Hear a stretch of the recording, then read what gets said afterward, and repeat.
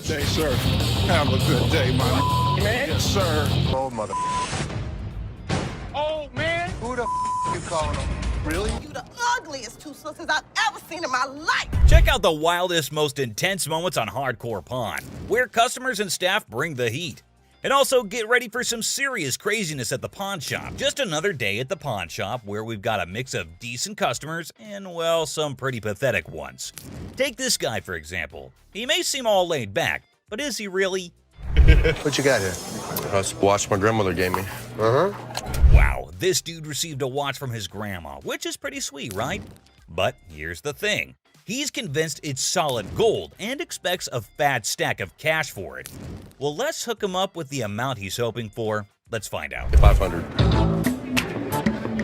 The problem is the metal on it is just stainless steel. Well, the metal on it is just stainless steel, so that's disappointing. But how will this guy take it?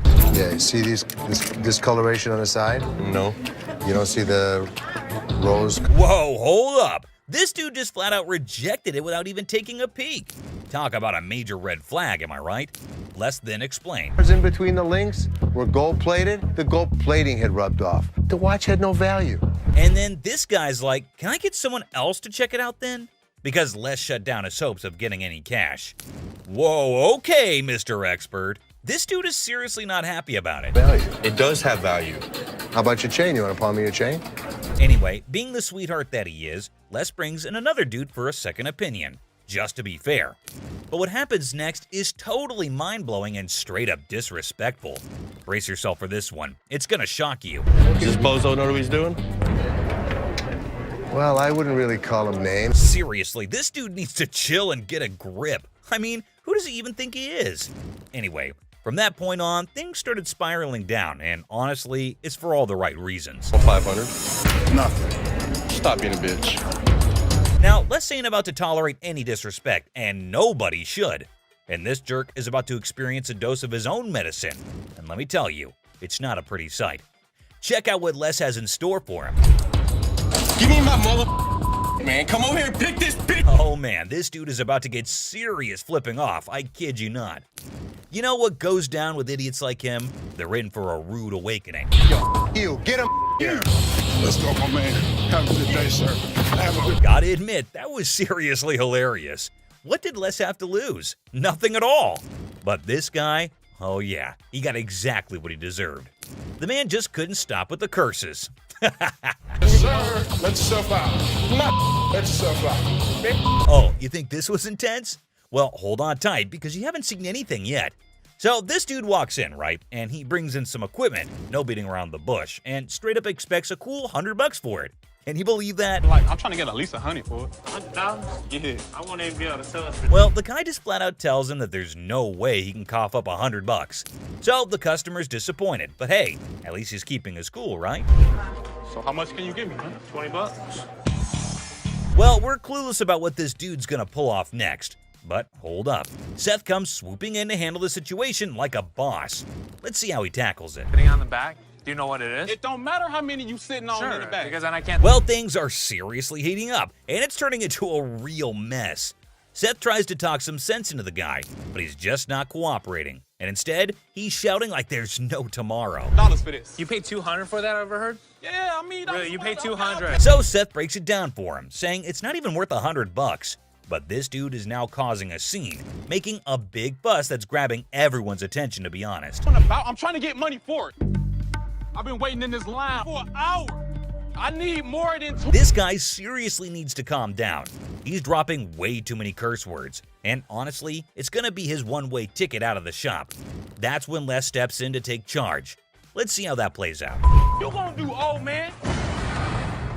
Who you calling old mother? Old man? No way, he actually said that? Like seriously, what the heck?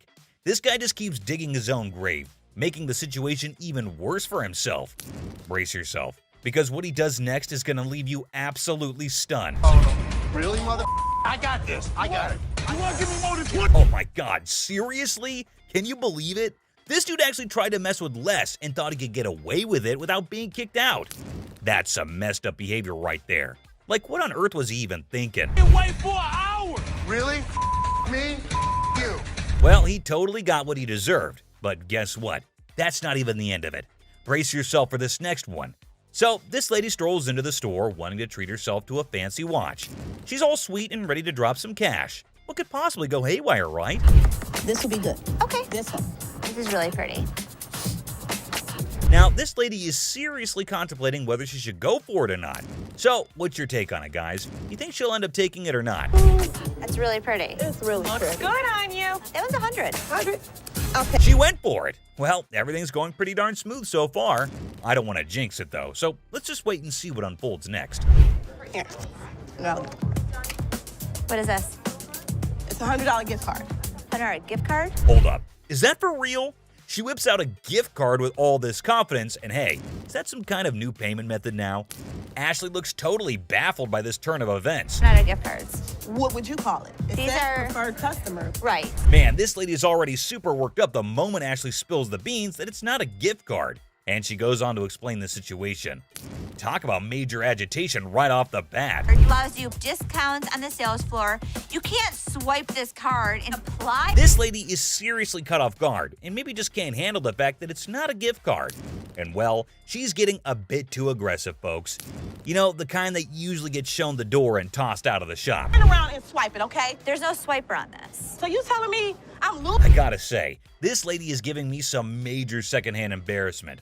I mean, it's crystal clear that the card cannot be swiped. Like, come on, that's basic common sense.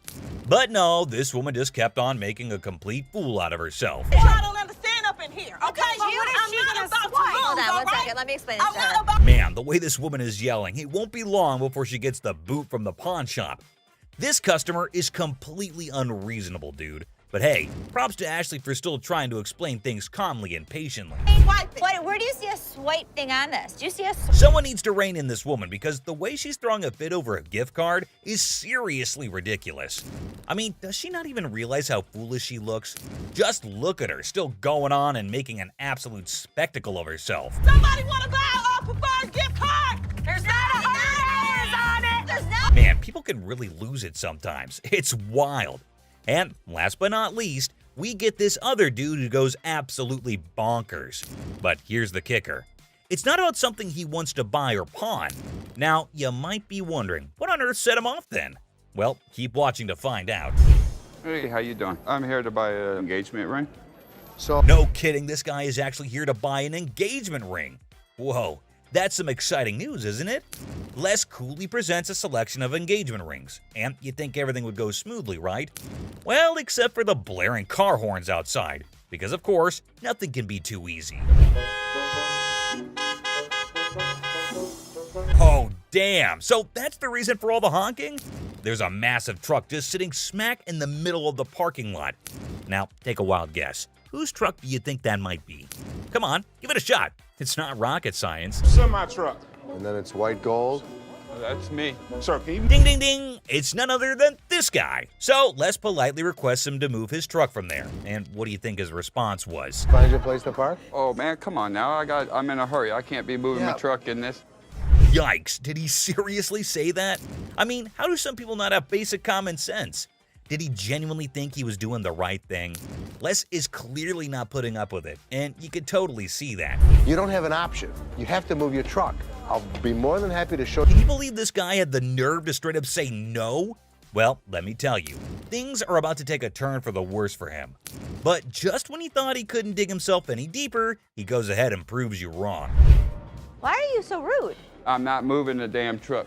Byron, take over. Well, obviously he's about to get kicked out, and trust me, you gotta watch this. It's absolutely hilarious. move the truck? Come on, man. That's wrong, bro. Next time parking on the freeway. This dude should be totally embarrassed about his behavior. And oh boy, he didn't stop there. He just kept on going. And the last straw was this. Move your truck. Silver Surfer. Oh, guess what? We've got a bona fide comic enthusiast here. Big surprise. Like, who isn't, right? Well, this guy's taking his passion to a whole new level. Feast your eyes on what he brings in.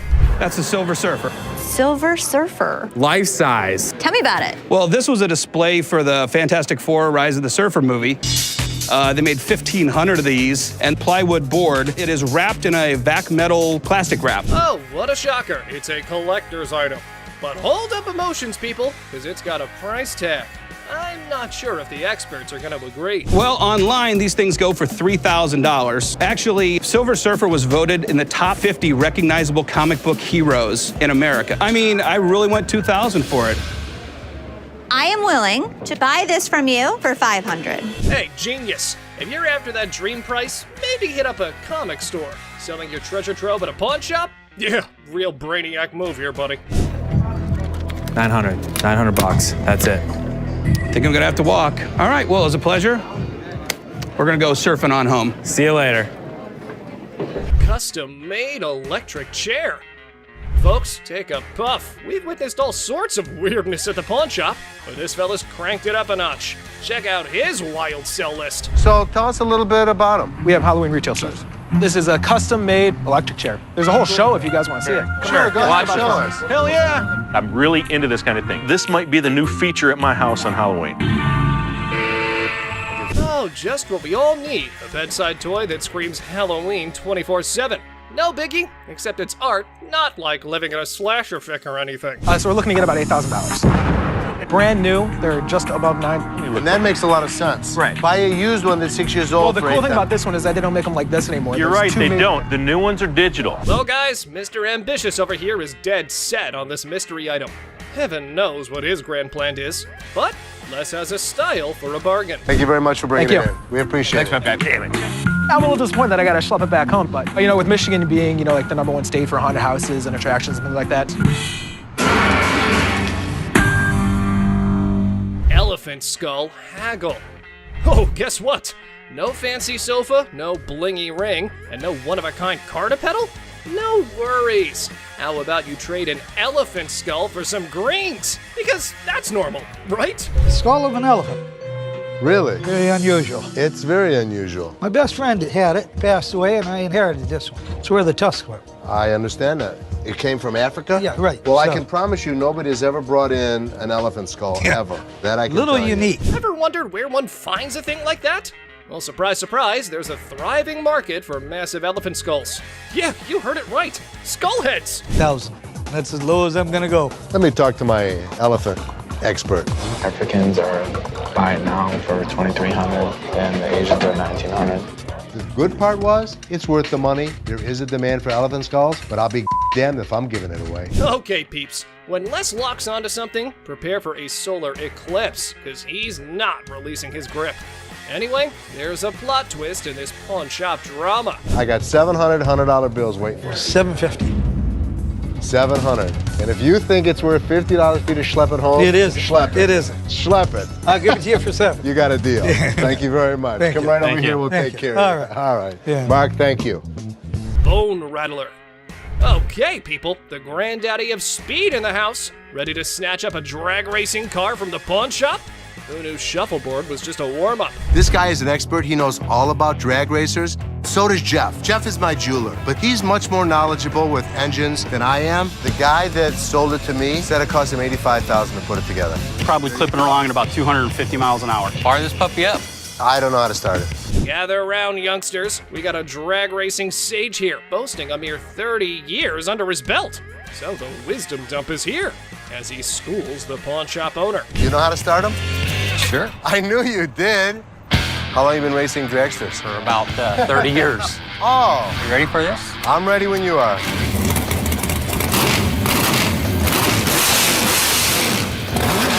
All right, Mr. Been There, Done That. Let's see if your drag racing tales can seal this deal or take a nosedive. Now, coming straight to the negotiation. 20 grand. 7,500. I don't think so. If you give me the money today, 15,000. I'll throw the skeletons in for free. We have a deal for 15,000? I guess so. Thank you very much. Have a good Enjoy day. your new car. Mechanical Bull. Ah, the good old days of Wild West bull riding and rugged cowboys. Some dude missed the memo that it's not exactly the trendiest scene nowadays. Time to catch up, y'all. Going for a ride in my parking lot, or what are we doing? Let's have a little fun, girl. We're trying to sell our mechanical bull. Why do you have it? A Western themed restaurant bar before, and that was the theme. We put the bull into the bar. Well, slap on those cowboy hats. We got ourselves a scene here. But seriously, who's taking bets on whether they can wrangle a decent price for that rodeo-style bull riding? Let's say you were to buy these brand new. How much do they cost? They cost around $15,000 to $20,000. How much do you want? $15,000. So if I was to buy this brand new or buy this used from you, it's the same price. Rental companies rent these out for $750 a day. There's a lot of revenue potential. Ah! Man, sad to see these alpha men taking back their bull home. But folks, hold on to your hats. Maybe Ashley has something else in her mind. 3,000 right now. 45.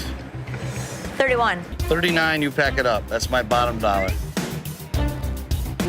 34. I can't do it. Sorry, good luck. Dr. Death's van. Step right up, viewers. You've heard of Dr. Death, but today's highlight is the van that spotlights as the ride for assisted suicides. Because nothing says vacation like a one-way ticket, right? This is a 1968 Volkswagen van owned by Dr. Death, Jack Kevorkian. By Dr. Death. This is the actual van that he did his first and several other assisted suicides in. Jack Kevorkian was an iconic figure in the city of Detroit. We're not aiming for a Valley of Chrome farewell tour this time. Mr. Big Bucks here wants a six-figure sum. Brace yourselves, because Les has his few concerns all queued up. It is a piece of history. I like buying weird. You won't find another one. The problem is, it doesn't make sense to spend six figures on something like this for me. Well, you either love it or hate it. But I love it. This is definitely a piece of Detroit. A van oozing that delightful combo of creepiness and death vibes. So legit. However, why not throw in another expert opinion? Let's see how that went. So 10,000 ain't gonna buy it. No, I'm in the six-figure range. 20 grand? No. 25 grand. 30 grand. 50 grand? 30. One time. 50. 30 cash right now. Bizarre bikini. Check out this granny of the century who strolls into the pawn shop with an elderly figure that has a lot to do with, I don't know. You have a look and maybe you decide. Which is the doll? I heard that. I'm undressing her. What can I say? A really nasty looking woman, but a very cool item. Yep, that's about accurate. You just saw a long-legged granny in a bikini. All the efforts are done in the name of art. However, our granny here invested in this model. How much did you want for this thing? I'd like to get $500 for it. This thing is art. It's a very cool item, but not for that price. I mean, she's really cute. I mean, she's really fun to look at, but it's not going to be even close to 500 bucks. Never mind, that was gonna be a deal breaker. Unless Les had some more quotes to add to the art piece, this stirs things up for the selling mix. Here this woman was playing my game, and I was losing. 200. 190. I'll take her. Will he stop? Okay, schlep it home. You know, I heard my dad saying it wasn't worth the extra $10. Bull. She wants 200. Latex vacuum bed. Look who's spicing up the pawn shop scene. This dynamic duo's got a latex vacuum fetish bed up for grabs. You know, just your average afternoon errand. Latex vacuum bed. A what? A latex vacuum bed. So you have sex with latex? Pretty much. It's like the autoerotic asphyxiation. is what Pretty it is, much, right? yeah. Bobby J surprisingly knew exactly what this thing was. All right, I was wondering, who needs candlelit dinners when you can have vacuum-sealed intimacy? I'm not here to judge. However, here's a quick demonstration. So normally when Felix has his hand over his mouth, normally what they like. I actually used it. Are you breathing? There we go. Not gonna work. It's working. Everyone's a critic when it comes to, what's the word? Innovative sleeping arrangements. Yeah, there we go. And we aren't sure if that ever went up for the big sale. Used it. So how could you not want to do this with him? Because I don't want to suffocate. It's not for everybody. I'm familiar with the bed. Very much so. Just imagine having sex now. He don't have to hold you. Perfect. Well, now we got that out of the way. Just a normal fine day when this guy walks into the pawn shop to sell Les Paul's document collection, including an incredibly unique and world's one-of-a-kind Les Paul SG guitar that belonged to his Aunt Mary. And guess what? She wasn't just some guitar lover or a casual Les Paul fan. So the seller is hoping to get $250,000 for this collection. The big question is it really worth that much? And is it still in good enough condition to fetch a high price? Let's find out. Rick Harrison calls for Drew, the expert from Authentic Autographs Unlimited, who specializes in forensic document examination. He then carefully examines the signature on the guitar and remarks that Les Paul had a unique and straightforward signature style. Interestingly, Drew notes that he never included his last name when signing off. And can you believe it was his first time dropping that much dough on a guitar? Insane, right? But someone in the comments section went all out and said that those papers would fetch a whopping 190 grand if Joe Bonamassa got his hands on them. Another user totally agreed with him and even said that if this guitar showed up in the right magazine, some millionaire rock star would easily drop at least $200,000 for it. But here's the main part. Did the pawn shop actually make any profit? Hell yeah, they did! Once the show aired, they wasted no time and threw that bad boy up on eBay. And guess what? They scored a whopping $110,000 for it. They ended up making a cool $20,000 profit, guys.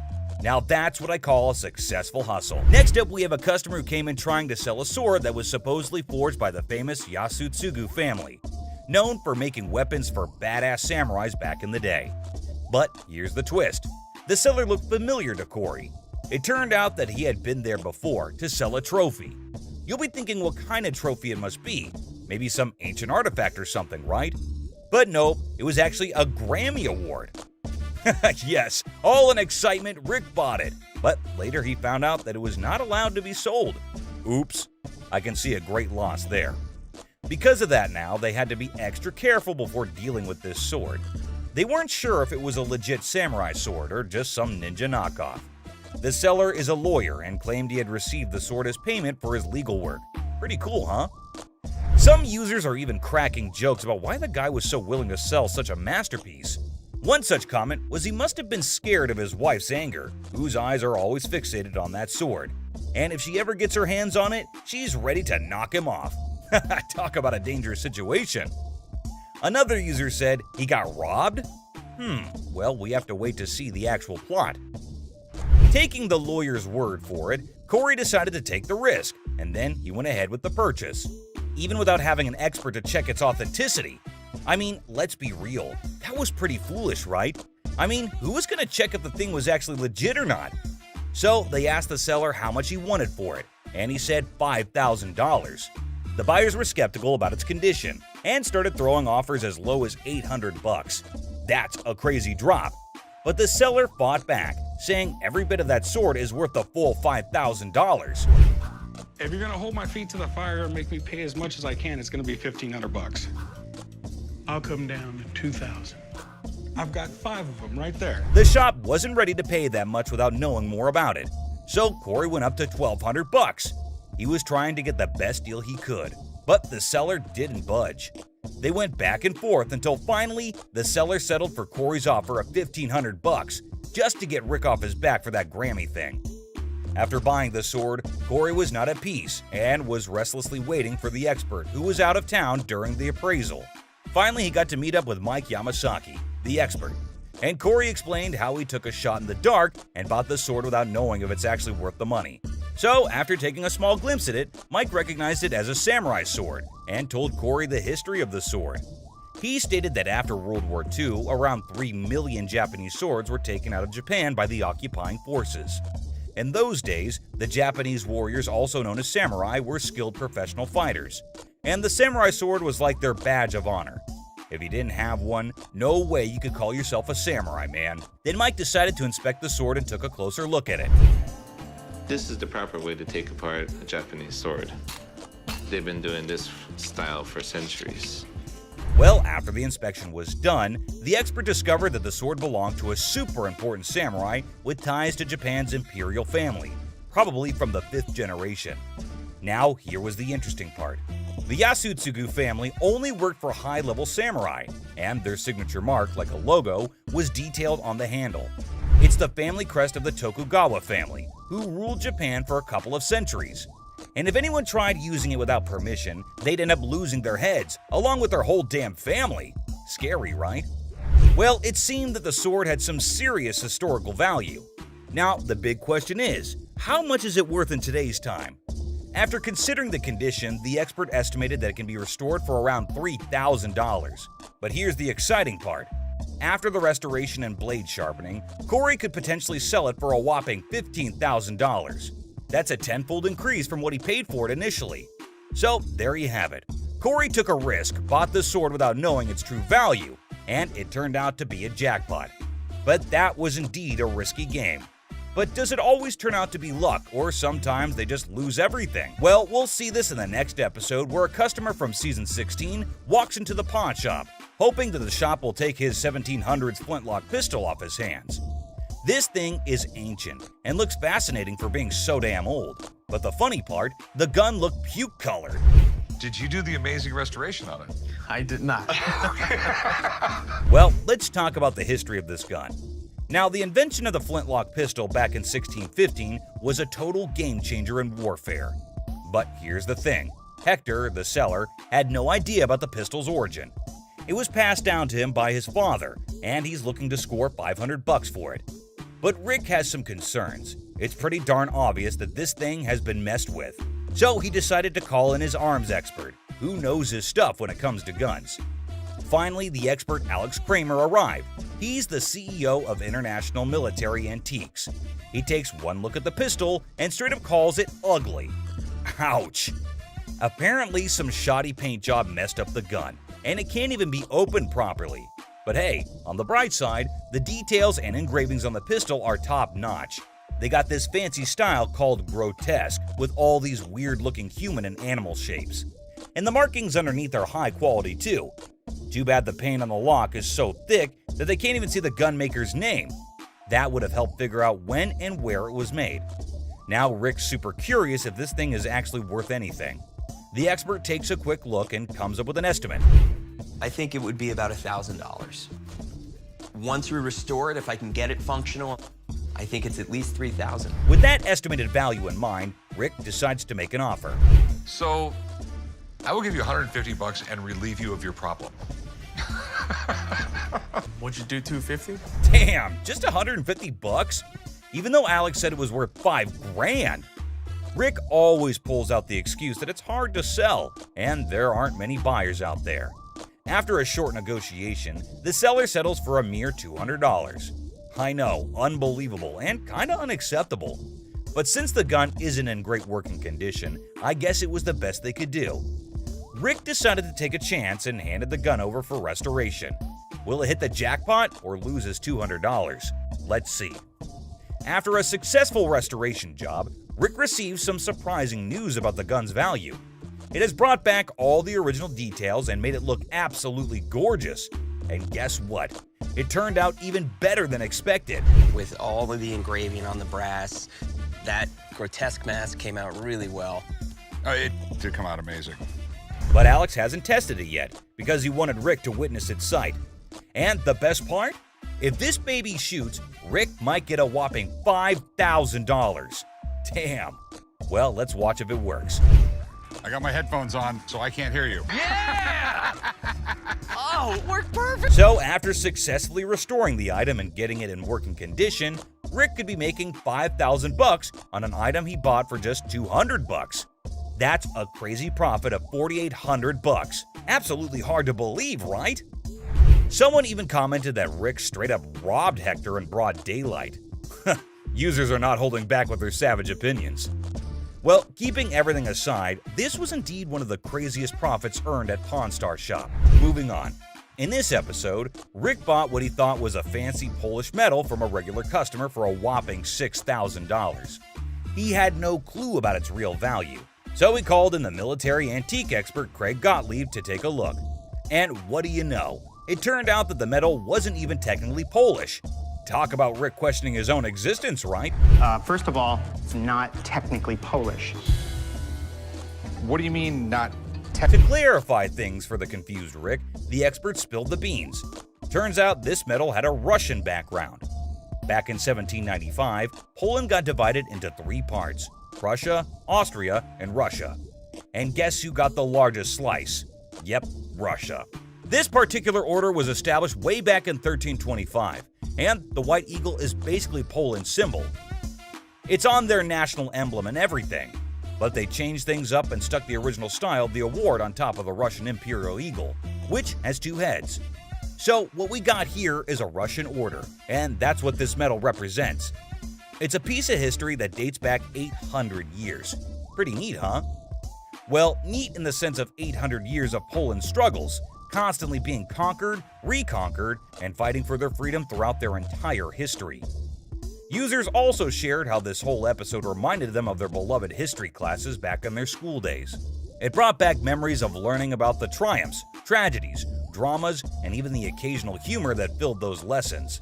With the background story out of the way, Rick finally gets down to the burning question. What's the damn thing worth? Because obviously he bought it without knowing its worth. I took a big shot in the dark. How big a shot? Less $6,000 I shot. can sense the tension all over his body. Finally, the expert takes a closer look at the medal and starts talking about how it was probably made in St. Petersburg by a company called the House of Bolin. And guess what? They were like the main competitors to Fabergé. So we're talking about a medal of Fabergé quality here. Crazy enough to give Rick some hope. But Craig kept going on and on about how gorgeous the medal is, making Rick all anxious and begging him to stop teasing and spill the beans about its worth. And finally, he does. Aren't you curious just like me? 30 to 40 grand. $30 to $40,000. That's incredible. Damn, the medal is valued at around $30,000 to $40,000? That's awesome. And it definitely brought a big wide smile on Rick's face. But hold up. Sadly, Craig has some serious concerning news for him. Apparently, the market for this specific medal is pretty thin, meaning there's not much chance for Rick to sell it easily. Talk about a check he can't cash. But hey, Craig's always got a solution up his sleeve. So fast forward to a later date when Craig visited the pawn shop to meet Rick and brought with him some exciting news. He got in contact with a guy in Germany who has a box for this medal, has the ribbon for it, and even the breast star. It's all part of a set, you see, but there's a big hole in the guy's box, specifically for the neck order. And Craig just knew that he finally found a potential buyer for the medal, someone who needs to complete their set. Now, both the parties are ready to strike a deal. Craig offers him $30,000 for the item, but as we all know, Rick, being the savage businessman, tried to negotiate for more, even though deep down he knew that's the best he could get. An hour last time you were in. I'm sorry. Well, I'm just flipping this, right? Okay. I'll give you $30,000. I'm trying to figure out a way to complain about that price. I'm coming out swinging here because I've got it pre-sold, and I'm not making a ton here. $30,000. But Craig was fixed with the price. Obviously, Rick is not satisfied, and you won't believe what he asked next. $30,000, you buy me dinner? Why not? Write me a check. Can you believe it? Well, eventually, Rick settles for the $30,000 offer, which is 5 times the amount he paid for it initially. Talk about a great deal. With a free meal thrown in too. Gotta love those perks. One person made a comment praising the honesty of Craig, noting how he offered a price range for the medal that matched its actual value of $30,000 to $40,000. Despite knowing that Rick had only paid $6,000 for it, Craig could have easily offered a lower price, like $12,000, and made a huge profit. But instead, he respected Rick and still managed to make some money while being fair. This man named Randy walked into the store with a huge-ass vending machine. He believes that his machine is from the 1940s. Candy? Yes, sir. You know who loves candy, right? This guy. Well, chum, we know your love for candies. But is this deal as sweet as them? This machine sure has Chum's heart, but Randy doesn't even know if it works, and neither does he have the keys to it. Well, let us look into what Chum thinks about it and whether he thinks it would be worth the cost. Just taking a look at it, I mean, it looks pretty rough shape. There's a lot of rust on it. It sure needs a good restoration, but Randy wants $1,000 for it. Man, it already needs so much work to be done. I personally don't think it's worth investing so much, but who am I to suggest? Oh, how the chum had been schooled by experience. A lesson etched deep into the fibers of his being. Scarred by past misjudgments and Rick's scoldings, he now approached each decision with newfound caution. But hold on to your seats, for the words that spilled from the expert's lips were nothing short of astonishing. Get ready to be astonished, for the expert's revelation is nothing short of extraordinary. Whoa. Oh boy. Right? The guts are missing. So what this needs... Man, it is empty inside. All the mechanisms are missing. The expert saved Chum's ass today on this one. The expert adds that in this condition, the machine is max $300. Whoa, that was a low blow for Randy, it seems. He cannot believe the price dropped from $1,000 to just $300. Up and running And painted, obviously. 4,500. 4,500. Okay. Well, this machine is asking too much. Chum noticed it and got the bargain straight from $1,000 to $75. And they just shook hands on $100. But a deal is a deal. Let's see how Chum restored it and made it a good sales machine for his own bars. Whoa! Holy Chum bar! Check it out, right? That is freaking awesome. Whoa, the machine is brand new again. No one can even imagine how it was before. And I know you're thinking no one got furious here. But hey, the video doesn't end here. You see, Rick was not so happy about the sweet gift lying in the garage. Why are your candy bars in it? That's the gift it keeps on giving, Rick. That thing, you can sell for $6,500 today. Dollars off it every day for the rest of its life. Rick's fury reaches its boiling point as he directs his anger toward Chum. With intense frustration in his voice, he makes it clear that he's had enough. In a sharp and cutting tone, Rick declares that if anyone wants to get their hands on Chum's chocolate bar, they can simply take a stroll across the parking lot and purchase it directly from the store. No more concessions or accommodations. The message is clear. Rick has drawn a line in the sand, leaving Chum to face the consequences of his actions. It's a harsh ultimatum that hangs heavily in the air, leaving Chum to contemplate the future of their strained relationship. Will Chum take the opportunity to make amends? Or will the rift between them widen further? Only time will tell how this explosive situation will unfold. Ah, the timeless dance of irritation between Chum and Rick, an intricate routine that never fails to provoke a symphony of exasperation. As a well-worn melody played on a perpetual loop, Chum's knack for pushing Rick's buttons has become a legendary saga of vexation and amusement. With each encounter, their interactions tread the line between exasperated sighs and affectionate eye rolls, a delicate balance that keeps the audience captivated. The sparks of frustration fly freely, igniting a wild dynamic that has become an integral part of the show's charm. Did you know that Chum's not just passionate about candies, he is passionate about diving as well? You can't even imagine what he buys next. Give you that. As if the mounting list of Chum's blunders wasn't already enough to incite Rick's fury, an air of suspense fills the room as Chum finds himself teetering on the precipice of yet another foolish choice. The weight of anticipation hangs heavy, like a dark cloud looming overhead. In the midst of this suspenseful moment, Rick's anger simmers beneath the surface, ready to erupt like a volcano. The stakes are high, and the consequences of Chum's potential misstep could be dire. Prepare to have your mind blown. Have you ever heard of a street-legal pirate ship? No worries if you haven't, because it was a revelation for me too. Picture this: a captivating vessel that sails through the streets instead of the high seas. This audacious individual is actually selling a pirate ship that doesn't navigate water, but instead driven around during parades and events. The sheer novelty of this concept is enough to make your jaw drop. Can you imagine the spectacle of a fully decked out pirate ship roaming the streets, spreading swashbuckling cheer and captivating onlookers? It's an unconventional twist on the nautical adventure, where imagination takes flight on wheels instead of waves. A fascinating change that challenges traditional boundaries and sparks the imaginations of all who encounter it. For a ship, you can actually drive 60 miles an hour on the highway. This is awesome. In a moment of anticipation, Chum captures a picture of the pirate ship and eagerly sends it to Rick, seeking his seal of approval. It's no secret that Chumlee's heart is set on acquiring this extraordinary vessel. However, Rick's response reveals a familiar pattern. He doesn't always share Chum's level of enthusiasm. Despite Chumlee's unwavering excitement, Rick's support wavers, casting a shadow of doubt over Chum's aspirations.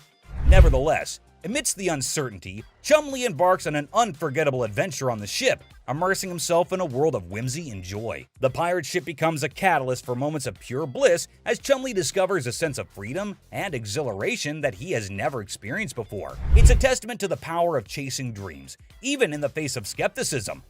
Join Chumlee as he embraces the sheer thrill of sailing on that ship, creating memories that will last a lifetime. If I can make a deal, Rick will think I'm the man. As the wind tousled Chumlee's hair and the weather played its part, a symphony of elements converged to enhance his adoration for the float even further. Each gust of wind whispered its approval as if urging him to embrace the exhilaration that danced in the air. The perfect weather conditions seemed to align, creating an enchanting atmosphere that heightened his connection with the pirate ship. With every passing moment, Chumlee's affection for the vessel grew as if it were infused with magical essence. In the midst of it all, Chumlee savored the joy and freedom that enveloped him, cherishing the sensation of pure bliss as he sailed through the streets on the ship that had captured his heart. As Chumlee eagerly awaits Rick's response, hoping for validation and support, his heart sinks when he reads the crushing words that appear on his screen. Rick's text delivers a blow that pierces Chumlee's enthusiasm. leaving his spirit wounded and his dreams deflated. The message, like a dagger to the heart, shatters the joy and optimism Chum-Li had been clinging to. The heartbreaking reality sets in as he realizes that Rick's words don't align with his own deep-rooted passion for the pirate ship. It's a moment of profound disappointment as Chum-Li grapples with the stark contrast between his own excitement and Rick's lack of endorsement. Emotions swirl within him: hurt, confusion, and a tinge of resentment. I'm sure he's not going to buy it. He doesn't have any money on him. But he's an idiot. Amidst the tangled web of desires and concerns, Corey possesses a keen understanding of Chum-Li's nature. He recognizes that once the request to abstain is made, Chum-Li is unlikely to proceed with the purchase. In this aspect, Rick's fears find resonance in Corey's assessment.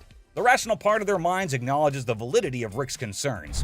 Even if Chum-Li were to succumb to impulsive desires and make a foolish decision, the stark truth remains: the price of the pirate ship far surpasses his financial means. It looms above his allowance like an insurmountable hurdle, a barrier that cannot be breached without dire consequences. The clash between longing and practicality creates a dilemma that Chum-Li must confront head-on. Will he heed the warnings and let go of the unattainable dream? Or will he risk it all in pursuit of his heart's desire? The outcome hangs precariously in the balance as Chum-Li grapples with the weight of responsibility and the allure of the forbidden. The owner wanted $250,000 for it. Man, that is a little too much. The last bargain he could agree on was $190,000, man. That is still so much money. Chum-Li was so sure that Rick would want to get it, until he checks his phone. Do not buy the float. That was Rick, my boss. The man had been driving Chum-Li around all of the efforts in explaining it. And all for what, man? Just to get rejected on a text message? Whatever. Oh, sorry, man. Man, I really feel so bad for Chum-Li. Everyone gives an attitude to my boy here, and he just takes it all. Well, enough of Chum-Li. Sometimes even Rick makes a mistake, and the great Harrison is not at all happy about this one.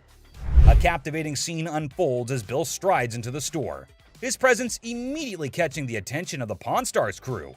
In his possession, he carries a Wells Fargo strongbox, an intriguing artifact that exudes a sense of mystery and historical significance. As if that weren't enough, he adds to the spectacle by unveiling antique balls and chains, further piquing the curiosity of everyone present. Bill, confident in his offering, sets the price at a hefty $2,000.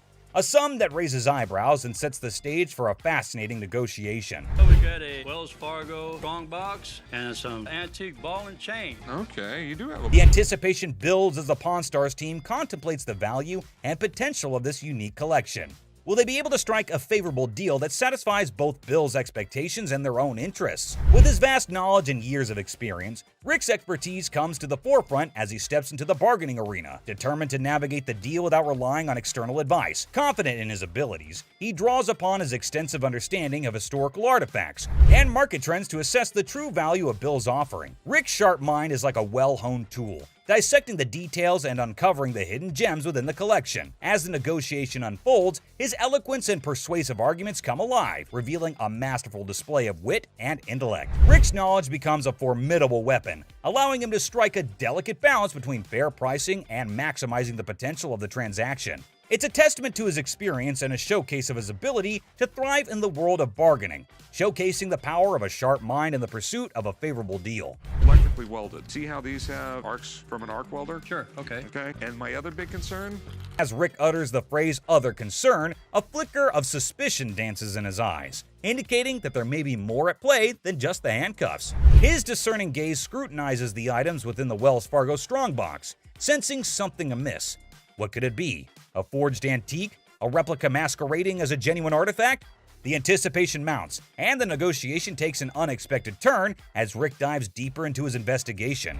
Determined to unveil the secrets concealed within the box, Rick further adds that the box might actually be real, but the stuff in it is absolutely not. So that made him a little concerned about it, to which the man explains that the stuff was not in the box. He just kept it all in there. You always see a Wells Fargo strongbox in an old Hollywood Western, so this will definitely get a lot of interest from collectors. The bargain started at $1,200, but hey, we know Rick.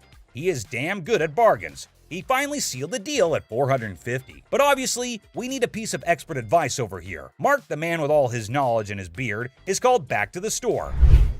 Have you already bought this? That sounds bad. Mark further tells Rick the bad news. It was a complete fake. Damn it, Rick. Looks like Harrisons get pissed off on this show, but hey, another day, another lesson to be learned, right? Kicking off with this episode, which is sure to give you quite a jolt. Hey, how's it going? The episode just starts with a casual conversation between Rick and an old man. But look what he's got. Yes, my friends, you just laid eyes on an 1884 Colt that was used in the Wyoming Range War, also known as the Johnson County War. Goes with it. There's nothing like a good book after a good shooting. That's what I always say. And not to forget the book that comes with it. I mean, you gotta keep the rare flock together. Rick, as usual, begins his quiz. Asked a whole lot of questions before investing his money into something that a normal person would have bought in a heartbeat. So how exactly did you get the gun? My father got this from the great-great-granddaughter of Fred Koch. Are these many questions ever asked while I go to sell something antique? Maybe. How would I know? I've just gone to the shops to buy something, never to sell anything. But wait, it seems like he practiced it the whole night, answered all the questions like a pro. That man did better than the rest of us would do in our lives. Tough college times. Wait, what did my eyes just witness? Rick narrating the whole Wyoming Range War story. Basically, large cattle barons feuding with really small cattle ranchers. The small guys were stealing cattle. It felt like a whole history lesson to me. I must say, Rick does have some insane knowledge about antiques. The way he narrated the whole thing was nothing less than an informative history class. Not gonna lie. Moving further, we see Rick's intelligence as he checked all the details provided on the document just like a professional would. It's got 45 caliber. This is a 45 caliber. It's a 5.5-inch barrel. That's a 5.5-inch barrel. This line, when you throw on a personal story that actually ties a cowboy to a gun, that's the kind of thing collectors love. I can see he clearly knows how to hit the proper note. But when you throw in a personal story that actually ties a cowboy to a gun, that's the kind of thing collectors love. Without a second thought, the man quoted $55,000 for the gun. What do you think? Are Rick and the old man on the same page? Well, for you to know that, you have to continue watching. I'd like $55,000.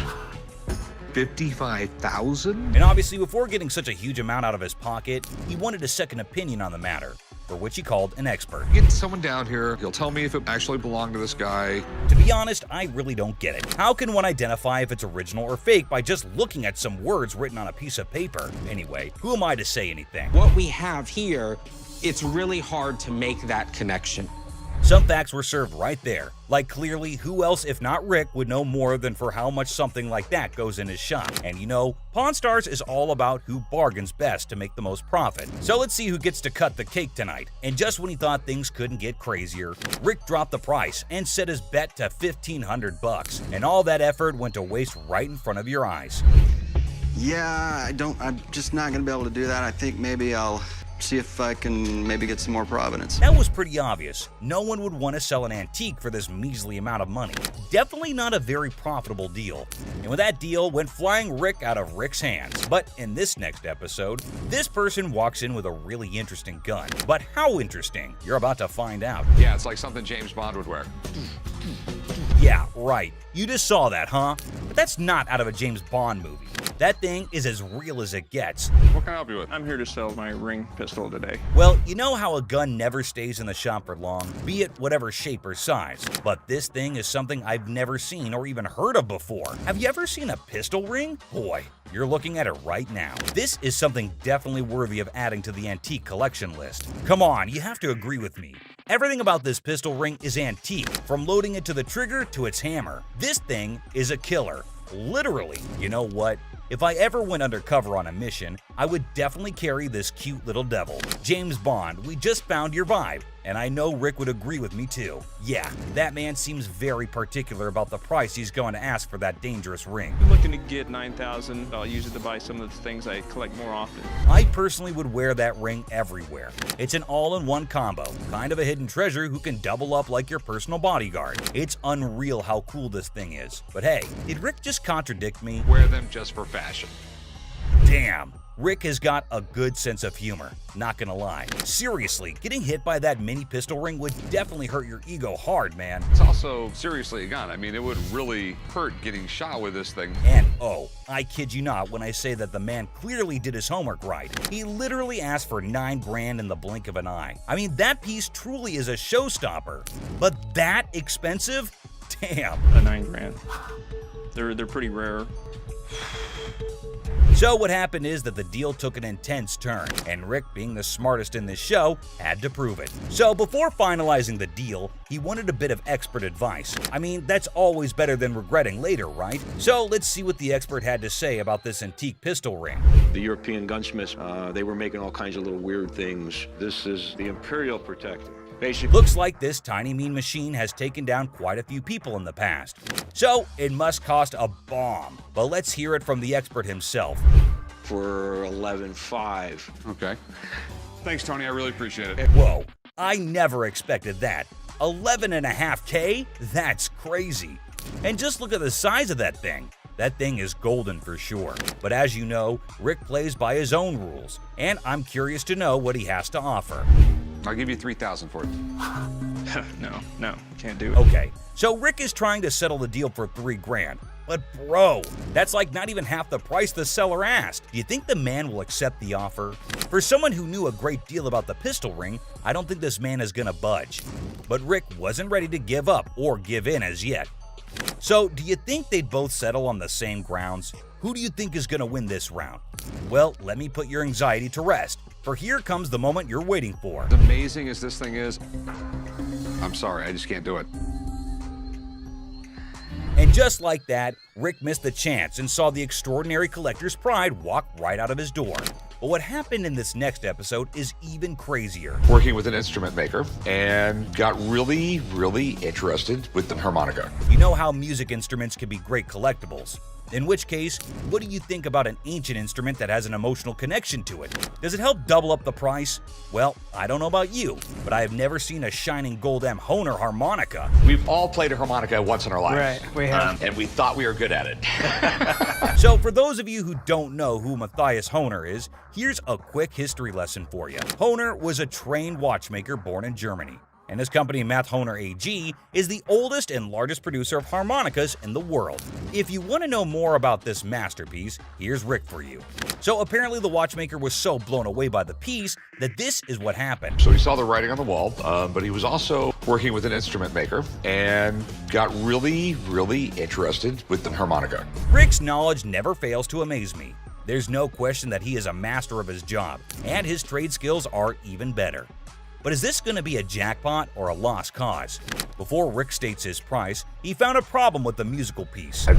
We get in the ballpark. Okay, all right. It's plastic, and it's not in the greatest shape. I don't know, it's not too bad a shape. The cardboard's coming off. Oh no. That's going to majorly affect the price of this beautiful piece right here. So while the seller was holding on to a grand $500, what Rick pitched was unbelievable. Here's $75 for it. It cost $75. Wow. I would feel humiliated if I was that harmonica right now. I mean, come on, man, it's not that bad. But what can I say? Rick knows better. And the seller wasn't ready to back up, and even had a genuine reason for it. $1 to fill my truck up with gas right now. I can't take 75. I find the man reasonable. The least you can do is compensate his gas. But as you know, there are no emotions involved in business. Rick's not taken aback by anything, and sticks with his price, but he failed to grab the deal. I think he wouldn't mind much though, because the harmonica was plastic, and it was also peeling off in some places. So sadly, the seller needed to go back home with the broken instrument, and he couldn't even make enough money for gas anyway. Next up, we got this interesting thing that you'd never expect at a pawn shop. The guy just pulled in the parking lot with a boat he wants to sell. So Chum and I... Yes, it's a freaking boat! What you're looking at is a 1958 Sea Flight Glastron, and this is no common sight, y'all. Rick and Chum came to take a look at the huge and fascinating boat, and it looks like they already like what they're looking at. 57 Chevy, didn't they? Sure did. Is it a convertible? And how could something start without Chumley's irrelevant questions, right? Like always, he was more worried about the boat being convertible or not. Well, Chum, you definitely cannot expect everything to be fancy, okay? Despite that, I can't help but love Chumley's confidence. Meanwhile, the seller has made up his mind to demand a hefty $10,500 for the boat. Let's hope he can make just as much from the master of negotiation. And this time, the item in question was a timeless beauty, created in 1958, standing tall, defying the effects of time. Whoever maintained it surely did it with the utmost care and dedication. Great work right there, but I think someone is already getting busy coming up with the numbers. It looks just like the 57 Chevy I got for the old man's birthday. It's definitely tempting Rick's already deciding how he was going to pitch this look-alike a 57 Chevy. this Glastron boat is awesome, but boats are tough to sell, so it has to be a home. Like he already said, boats are money pits. I mean, nobody would want to keep this huge boat in their homes as an antique. Quite rare, as the word suggests itself. But this seller is definitely giving Rick tough competition. With all that USP knowledge he was throwing about, he came in here ready to face the pawnbroking world. Do you know why? Because it was a little 17-foot boat. No, because it was fiberglass. No more wood boats. Wood boats were moving out. But what happened next was totally unexpected. 10-5. In an unexpected turn, the owner of the boat bravely revealed a startling price tag, $10,500. Wow, that's crazy. What do you think Rick is gonna do? Will he buy it or break it? I don't even want to make you an offer. There's too much work that's got to be done for me to make anything. Did you see that? Rick didn't even make an attempt to convince the donor to accept a lesser price. But that's exactly what the show is all about, expecting the unexpected. But you cannot miss this museum piece that just made its entry into the shop today. A man brought in an ancient coin, a portrait of Julius Caesar from the month before he was assassinated. Well, I have a coin here. It's a portrait coin of Julius Caesar from the month before he got assassinated. But before that, quick history lesson. Did you know Caesar was the first living person to be depicted on Roman currency? Back then, this honor was only reserved for the gods, so you can imagine Caesar's position in the society. So you know that having him on a coin is quite exclusive, and any historical coin collector would be yearning to get their hands on this coin. Would do what was necessary to preserve the Republic. Okay, and no matter what he did in office, Rick was taken in by the intriguing offer, and his sincerity came through, creating a favorable environment for a possible deal. Rick, though, sticks to his strategy since he was logical. As you know, the man is a smart specialist who always seeks professional advice before taking major action. But let's see what the price on offer is. how much were you looking to get out of it? I want $4,400, please. Okay. I like this man's confidence and how he's so adamant about the asking price, exactly the way it should be. The style is correct. Everything is right. Okay. It's perfectly genuine. The expert's analysis is giving us a ray of hope with each passing second. So let's see what the experts have to say. $1,500. Retail? Retail. Wait, what was that? $1,500? Are you kidding me? I thought that coin was a big deal. But what just happened? It's ridiculous. I mean, sometimes you can never explain how things turn out to be in the pawn world. Just like this episode where a man walked in claiming to have a 1951 Yankees team signed ball. 1951 Yankees team signed baseball. For those who may not know, the New York Yankees of the 1940s and 1950s were the most dominant team in baseball history. They won 10 World Series titles only between 1947 and 1962. Including their 5 consecutive World Series victories from the 1949 to 1953 season. However, things have now taken a turn, and the glory remains in history. Coming back to the item in concern, the seller also claimed that the ball had the signatures of around 22 to 23 Yankee players from around that time. And out of all of them, it had the signatures of Joe DiMaggio and Mickey Mantle. Had about 22, 23 signatures on The year 1951 holds a special place in baseball history, as it was Joe DiMaggio's final season and Mickey Mantle's first. Also, Yankees won their 14th World Series that year. Buckle up, because this episode is sure to amaze you. My grandfather went to a game in 1951 with my mother and received The seller said that it was his grandfather who managed to get this iconic baseball. According to him, his grandfather went to a game in 1951 with his mother and received the autographs from a friend of his that was involved with the team. Well, sounds fair enough to me. Baseball doesn't really mean a lot to me. It's got some family heritage, but it's a baseball.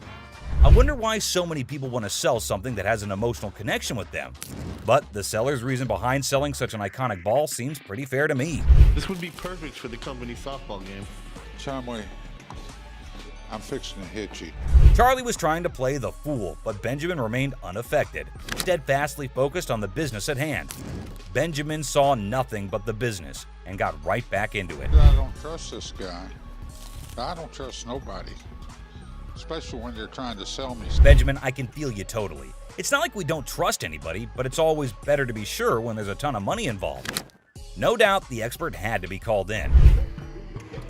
I do believe that this is a genuine 1951 Yankees baseball. Whoa, it looks like there's some good news for the man, and we might see some bills going out of the shop. But wait, don't be sure. You never know when the deal goes south. I think $3,000 is a reasonable amount for the ball. With audacity that leaves me breathless, a staggering demand of $3,000 was quoted for the ball.